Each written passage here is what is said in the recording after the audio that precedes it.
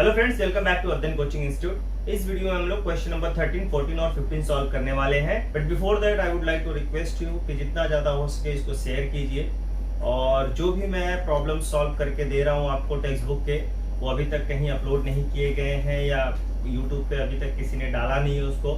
तो मैं कोशिश यही कर रहा हूँ कि आपको कोई दिक्कत ना हो फिजिक्स में, आपकी जो भी डाउट्स हैं वो मैं सॉल्व कर पाऊँ। ठीक है, सबसे ज़्यादा प्रॉब्लम न्यूमेरिकल में होती है, जो यहाँ पे मैं कोशिश कर रहा हूँ सॉल्व करने की। ठीक है, तो चलिए स्टार्ट करते हैं।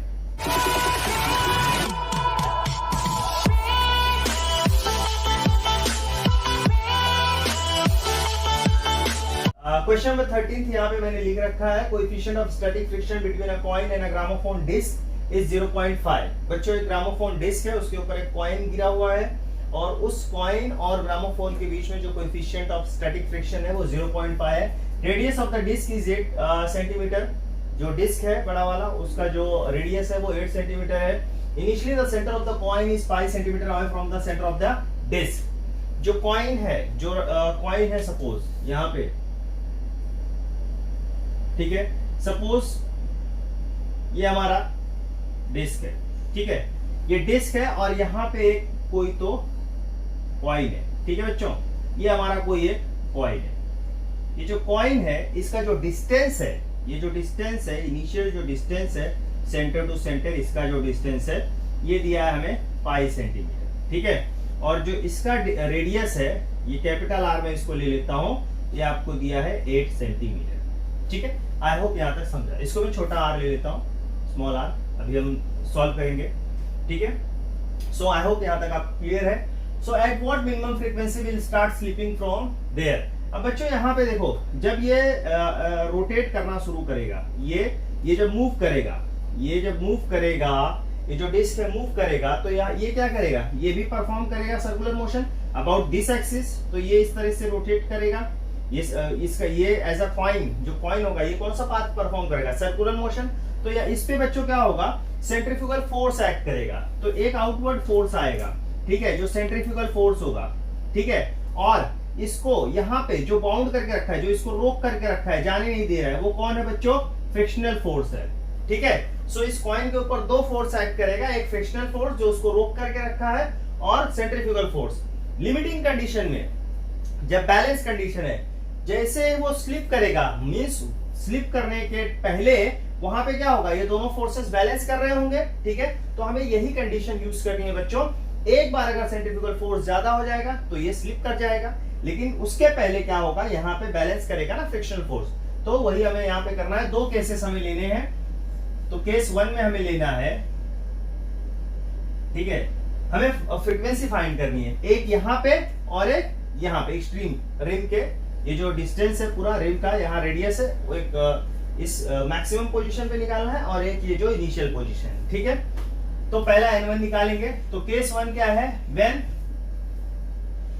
The coin is at distance 5 centimetre. ठीक है, तो 5 सेंटीमीटर पे जब है तो क्या होगा, तो यहाँ पे मैं ले लूंगा अंडर। ठीक है, सो पहले यहाँ पे डेटा लिख लेना चाहिए था। ठीक है, कोई बात नहीं, तो यहाँ पे मैं म्यूएस लिख लेता हूँ, आप पहले यहाँ डेटा लिखिएगा। ठीक है, सो यहाँ पे मैं म्यूएस लिख लेता हूँ 0.5। ठीक है, मैं यहाँ कैपिटल आर लेता हूँ बच्चों, जो कि है 8 सेंटीमीटर, जिसको मैं कन्वर्ट करता हूँ 8 इंटू 10⁻² मीटर। छोटा आर, स्मॉल आर लेने वाला हूँ, क्योंकि ये यहाँ पे क्या करेगा, सर्कुलर मोशन इस तरह से परफॉर्म करेगा। ठीक है, तो वो आर, मैं उसको छोटा आर लेता हूँ, तो वो हो गया 5 centimetre, which is equal to pi into 10⁻² metre. ठीक है ना, अब मुझे n1 फाइंड करना, तो यही लिमिटिंग कंडीशन यूज करूंगा। ठीक है, तो अंडर लिमिटिंग कंडीशन, या आप इक्विलिब्रियम पोजीशन भी कह सकते हो। सो यहाँ पे हो जाएगा Fs इक्वल टू FCF। ठीक है बच्चों, सेंट्रीफ्यूगल फोर्स किसको बैलेंस करेगा, आपका स्टैटिक फ्रिक्शनल फोर्स को। सो ये हो जाता है म्यूएस n, और सेंट्रीफ्यूगल फोर्स होता है m r ω1²। यहाँ पे बच्चों जो ओमेगा लेंगे वो 1 लेंगे, क्योंकि हमें यहाँ पे n1 चाहिए। सो ये हो जाएगा म्यूएस, n की जगह हम क्या लिखेंगे, mg। ठीक है, is equal to m r omega की जगह 2 पाई n1 का स्क्वायर। ठीक है बच्चों, सो अब ये हो जाएगा, mm कैंसिल हो जाएगा। ठीक है, अब यहाँ पे हमें n1 चाहिए, तो n1 एक तरफ लिख लेते हैं, n1 स्क्वायर। ठीक है बच्चों, अब यहाँ पे देखो ये 4 पाई स्क्वायर हो जाएगा, ये नीचे आएगा यहाँ पे म्यू एस, यहाँ पे क्या बच्चा mu S into g upon, या r नीचे आएगा और क्या आएगा 4 पाई स्क्वायर। ठीक है बच्चों, इतनी वैल्यू आएगी। म्यू एस की वैल्यू आपको पता है 0.5, जी की वैल्यू आपको पता है पाई स्क्वायर, आर की वैल्यू आपको पता है pi into 10 to power -2। Okay, 4 into pi square cancel हो गया क्योंकि जी की वैल्यू क्या दी गई है पाई स्क्वायर, वो हमने सब्स्टिट्यूट किया यहाँ पे। अब यहाँ पे बच्चों जो वैल्यूज बची हुई हैं वो है 0.5, ये 10 टू पावर 2, ये -2 नीचे है तो ऊपर जाके प्लस हो जाएगा, नीचे क्या बचेगा यहाँ पे 4 इंटू पाई और यहाँ पे n1 स्क्वायर। अब बच्चों यहाँ पे क्या करेंगे, स्क्वायर रूट लेंगे। अगर हम इसका स्क्वायर रूट लेंगे तो यहाँ पे लेंगे टेकिंग स्क्वायर रूट, ये हमें देगा n1 इज इक्वल टू, जब बच्चों आप इसको पूरा सॉल्व करेंगे, ठीक है, जब इसको सॉल्व करेंगे पूरा कैलकुलेट करेंगे, so this will come around 2.5 approximate value यहाँ पे रिवोल्यूशन पर सेकेंड, ये आपको वैल्यू मिलने वाली है जब इसको सॉल्व करेंगे आप। देखो ये हो जाएगा 50, ठीक है, ये हो गया आपका 3.144, तो 4 इंटू 3.14 इंटू 4 अगर आप इसको करोगे तो ये हो गया 6, ये हो गया 4 5, ये हो गया 12.56, यहाँ पे 12.56। ठीक है, जब आप इसको स्क्वायर रूट लोगे बच्चों तो हमें ये वैल्यू मिलेगी। आप लॉग टेबल से यूज करो जैसे करना आपको। सो n1 हमको मिल गया। ठीक है, नाउ अब हमें केस 2 में देखना है। केस 2 क्या बच्चों, when it is at the ring. अब कॉइन कहां पे आ गया, सेकंड केस में कॉइन यहां पे आ गया। ठीक है, कॉइन घूम करके यहां पे आ गया। ठीक है, सो ये जो पोजीशन है, इस पोजीशन पे हमें फाइंड करना है कि उसका n2 कितना होगा, फ्रीक्वेंसी कितना होगा। ये केस 2 में हो गया। ठीक है, so when the coin is at rim. ठीक है, सो ये केस 2 हो गया। सो यहां पे वही है, under limiting condition, under limiting condition यहां पे हो जाएगा बच्चों frictional force is equal to centrifugal force. यहां पे भी वही होगा, ये आउटसाइड सेंट्रीफ्यूगल फोर्स लगेगा। ठीक है, और यहाँ पे इनसाइड आपका फ्रिक्शनल फोर्स लगेगा। ठीक है, सो यही होगा यहाँ पे, तो ये हो जाएगा mu S into M G, यहाँ पे m इंटू कैपिटल आर लेंगे। ठीक है, क्योंकि अब वो कहां पे आ गया, रिम के पास आ गया है, और ये हो जाएगा ओमेगा 2 का स्क्वायर। ठीक है बच्चों, सो यहाँ पे mm कैंसिल हो गया, तो यहाँ पे सेम इस तरीके से यहाँ पे मैं डायरेक्टली n2 स्क्वायर लिख देता हूँ। यहाँ पे n2 स्क्वायर क्या मिलेगा बच्चों, यहाँ पे म्यू एस है into g upon r into 4 pi square, यही मिलेगा। ठीक है, सो ये पाई स्क्वायर, जी की वैल्यू यहाँ पे हम सब्स्टिट्यूट करते हैं, म्यू एस की वैल्यू है 0.5, ये है पाई स्क्वायर अपॉन यहाँ पे r की वैल्यू है बच्चों 8 into 10 to power -2 into 4 into pi square, तो पाई स्क्वायर कैंसिल हो गया। और जब इसको हम सॉल्व करेंगे तो n2 will be around 1.25 revolution per second. ये n2 की वैल्यू आएगी जब आप इसको सॉल्व करेंगे। समझ में आया? जब आप इसको यहाँ पे ये जो वैल्यू है इसको आपको सॉल्व करना पड़ेगा बच्चों। आप स्क्वायर रूट लेंगे, जैसे मैंने यहाँ पे लिया, जब आप यहाँ पे स्क्वायर रूट लेंगे टेकिंग स्क्वायर रूट, तो ये वैल्यू मिलेगी, तो यहाँ पे आपको 1.25 मिलेगा। आप क्लियरली आपको यहाँ पे दिख रहा है n1 और n2 में क्या रिलेशन है। आपको क्या करना है, बाय व्हाट फैक्टर, ये पूछा है ना, by what factor will the answer change, तो ये फैक्टर हमें निकालना है। तो मैं क्या करने वाला हूं, यहाँ पे n2 अपॉन n1 करने वाला हूं। n2 कितना है 1.25 और n1 कितना है 2.5, so this will give me 1/2 approximate, so hence आपका यहाँ पे n2 क्या हो जाएगा, n2 is equal to 1/2 n1। तो हमारा जो आंसर है ये है n2 is equal to 1/2 n1। इस फैक्टर से हमारा आंसर चेंज होगा। ठीक है, सो ये हमारा क्वेश्चन नंबर 13 था। चलिए 14 देख लेते हैं। क्वेश्चन नंबर 14 देख लेते हैं।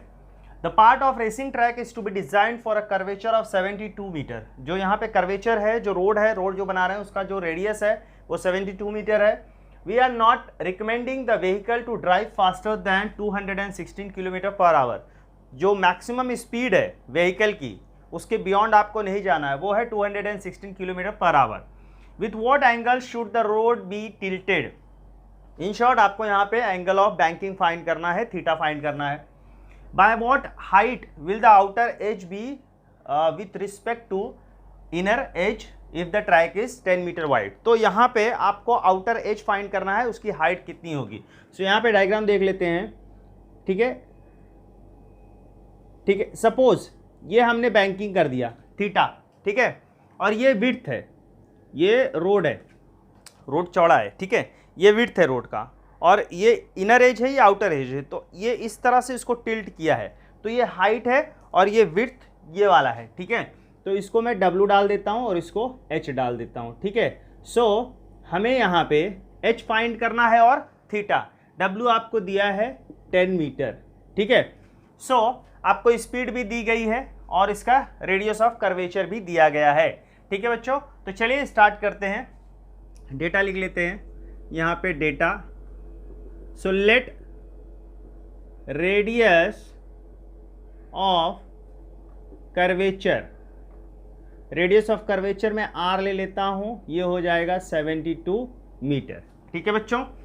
उसके बाद यहाँ पे स्पीड जो दिया है, स्पीड ऑफ व्हीकल, सो ये हमको क्या दिया है, V मैक्स दिया है, इसके बियॉन्ड हमें नहीं जाना है, ठीक है।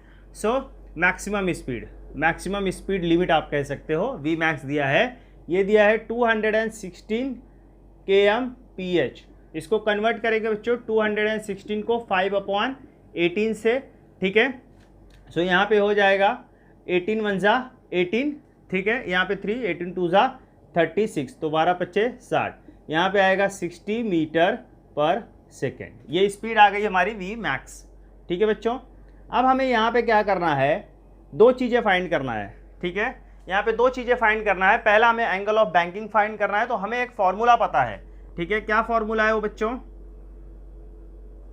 हमारा जो V मैक्सिमम होता था कि इसके बियॉन्ड जब फ्रिक्शन होता था, V मैक्सिमम का फॉर्मूला क्या होता था, square root of mu RG।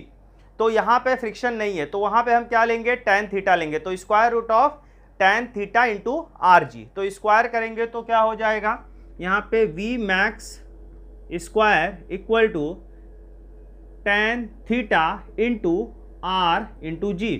So therefore यहाँ पे हमें क्या चाहिए, थीटा चाहिए, तो tan थीटा हो जाएगा V max square upon RG। Value substitute करते हैं बच्चों, V मैक्स है आपका 60, तो मैं 60 स्क्वायर की जगह पे यहाँ पे चाहिए तो आप 60 स्क्वायर यहाँ पहले लिख लो। RG, R की वैल्यू है 72, G की वैल्यू आप 10 ले लो, ठीक है। तो यहाँ मैं G की वैल्यू ले लेता हूँ, G की वैल्यू यहाँ पे 10 मीटर पर सेकेंड स्क्वायर, ठीक है, एज्यूम कर लिया हमने। तो यहाँ पे 60/60 इंटू 72 इंटू यहाँ पे 10, ये एक 0 कैंसिल हो गया, ये हो जाएगा 12, ये हो गया 5।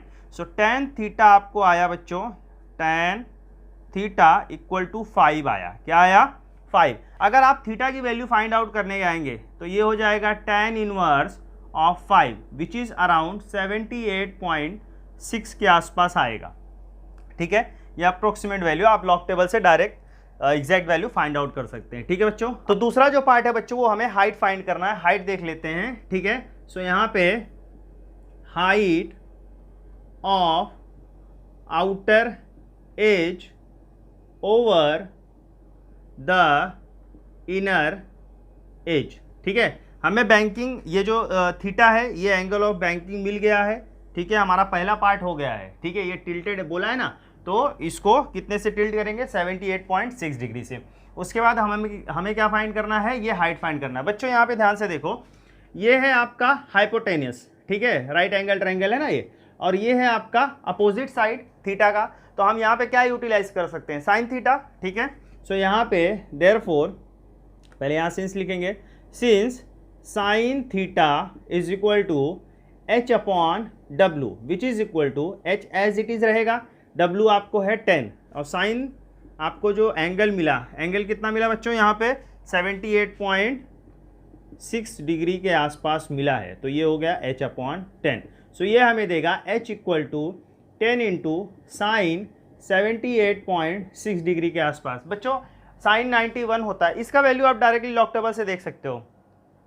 साइन 60 0.866 होता है और साइन 91 होता है, तो उसके बीच में है, विच इज़ नियरर। ये नियरर किसके है, 90 के है ना, 1 के आसपास है। तो इसीलिए मैं यहाँ पे h इक्वल टू 10 इंटू 0.976 इस तरीके से वैल्यू ले लेता हूँ। तो जब ये मल्टीप्लाई होगा तो ये हो जाएगा 9.76 मीटर। तो हाइट जो हो जाएगा बच्चों वो है 9.76 मीटर।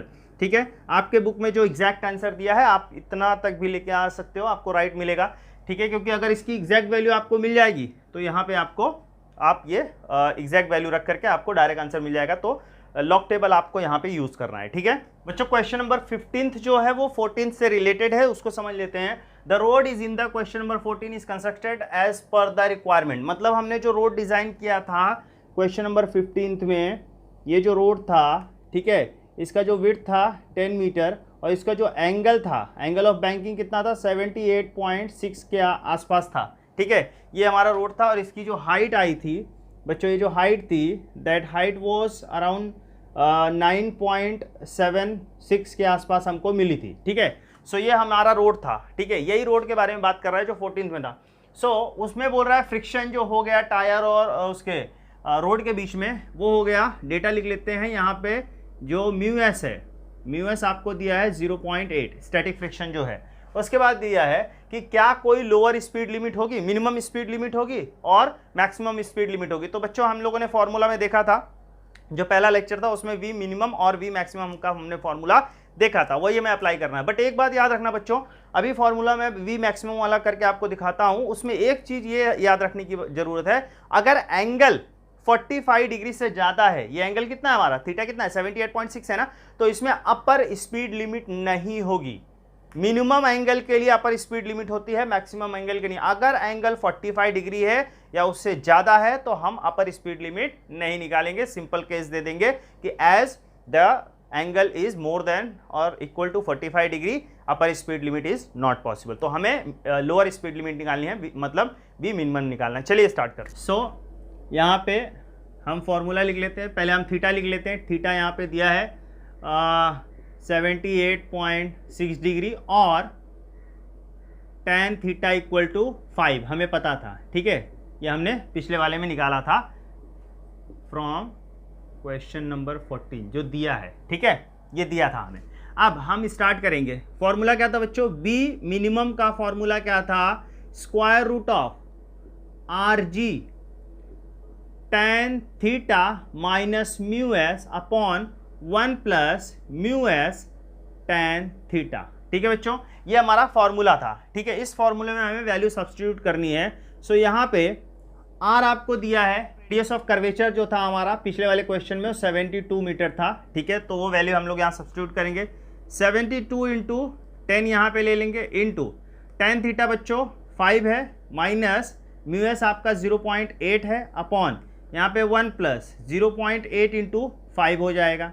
ठीक है, सो ये हो जाएगा स्क्वायर रूट के अंदर 72 इंटू 10, यहाँ पे बच्चों ये कितना होगा 4.2 हो जाएगा, अपॉन ये 8.40 मतलब ये हो जाएगा आपका 4, सो ये हो जाएगा 1.4। ठीक है बच्चों, यहाँ पे 14 14 42 ये 3 टाइम्स आ जाएगा। ठीक है, यहाँ पे जब मल्टीप्लाई करेंगे अंदर तो ये हो जाएगा 72 यहाँ 72 को ब्रेक करते हैं बच्चों, 72 को आप ब्रेक कर सकते हो। देखो स्क्वायर रूट के बाहर हमें लेना है, तो ये हो गया 36, ये हो गया 2, ये हो गया 18, ये हो गया 2, ये हो गया 9, ये हो गया 3, ये हो गया 3। ठीक है, सो यहाँ 2 into 2 into 2 into 3 into 3 into 2 into 5 कर सकते हैं, इंटू 3। ठीक है, सो ये हमारा इस तरीके से आया। तो यहाँ पेयर बना सकते हैं, एक यहाँ पे 2 और यहाँ पे 3 का एक पेयर, अंदर बचेगा 15। तो जो बाहर आ सकता है उसको बाहर ले लीजिए। एक 2 आया, यहाँ पे दूसरा 2 और यहाँ 3, और स्क्वायर रूट के अंदर बच्चों क्या बचेगा, अंदर 15 बचेगा। सो ये हमारा वी मिनिमम मिला। इसको देख बच्चों, मैं आपको एक एक स्टेप कैलकुलेट करके दिखा रहा हूँ ताकि आपको प्रॉब्लम ना हो आगे। तो वी मिनिमम आपको तो 2 2 जा 4, 4 3 जा 12, 12 इंटू यहाँ पे बच्चों स्क्वायर रूट ऑफ 15, 4 का जो होता है वो 16 होता है ना, 16 का 4 मतलब स्क्वायर रूट लेंगे तो ये अराउंड 3.9 ले लेते हैं, 3.9। अगर मैं मल्टीप्लाई करता हूँ 12 नवा 108, ये हो गया 8, यहाँ पे 10, 12 36 और 10 46, तो ये हो जाएगा 46.8 मीटर पर सेकेंड, वी मिनिमम मुझे मिला। ठीक है, तो ये बच्चों हमें स्पीड मिल गई 46 मीटर पर सेकेंड। ठीक है, आप इसको kmph में कन्वर्ट कर सकते हो, वहां पे मल्टीप्लाई करना होगा आपको 18/5 से। ठीक है, तो ये हमारा वी मिनिमम लिया। अब वी मैक्सिमम के लिए हम क्या करेंगे, फॉर अपर स्पीड लिमिट। ठीक है बच्चों, फॉर्मूला देखते हैं। वी मिनिमम जो हमारा होता है, जो वी मैक्सिमम होता है उसका जो फॉर्मूला होता है, ठीक है बच्चों, यहाँ पे स्क्वायर रूट ऑफ क्या होता है, आर जी, ब्रैकेट में यहाँ पे जो माइनस होता है वो प्लस हो जाता है, mu S plus tan theta upon 1 minus mu S tan theta.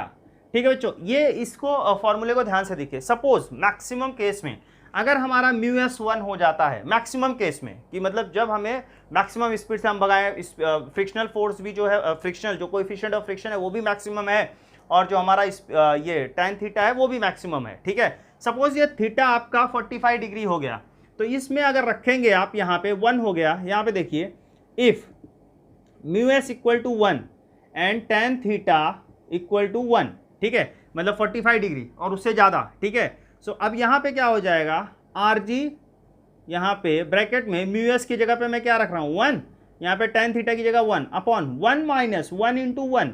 बच्चों यहाँ पे ध्यान देने वाली बात है, R G into 2 upon 1 minus 1, ये क्या हो जाएगा, यहाँ पे आर जी इंटू 2 अपॉन 0। बच्चों ये जो पूरी वैल्यू आएगी ये क्या आएगी, इन्फिनिटी आएगी। ठीक है, तो वी मैक्स आपको क्या मिलेगा, ये इन्फिनिटी आएगा, विच इज नॉट पॉसिबल।